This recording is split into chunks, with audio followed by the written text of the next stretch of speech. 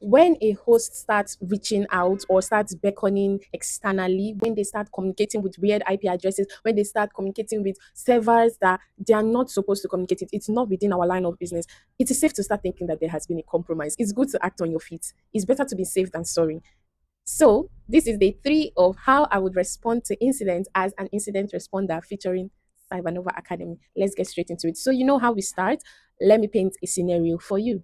So let's say that our endpoint security systems they flag a suspicious process. So they're telling you that our host, our systems, they have been communicating to external hosts, IP addresses, and they're making outbound connections.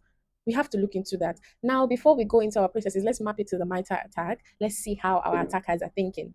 This MITRE attack, it could be execution. Yes, execution. They've executed their malware, obviously. Persistence. They are trying to stay in our system for as long as possible. And then also command and control. Yes, C2. That's having remote access to our systems and communicating and making it do what they want it to do. Firstly, as we all know, you see, as we're going with this series, you're getting an idea. First thing you should do is always isolate, always contain, always stop.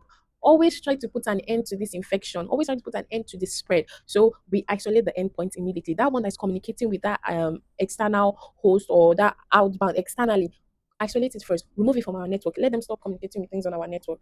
As I said before in our ransomware video on day 1, containment for malware is very important because malwares they spread very fast. Next, we want to remove the malware.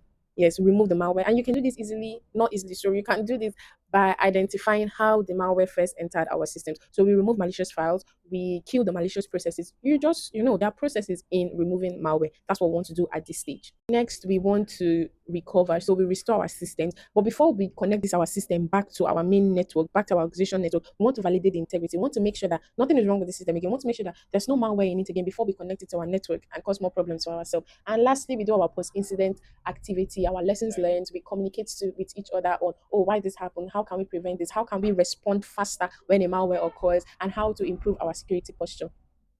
It might not be as easy as this. The process might not be as easy, but I guarantee you this is the framework. This is the things to do when it occurs. I know I've not talked about how to communicate, but in each of these stages, there are ways you should communicate. That the people you should talk to. There is how you will escalate it to the CISO after you've identified it first. But that's Sabanova Academy will handle that for you. So I'll see you in our next video. I've forgotten the day. I think day 4 or 5. See you soon.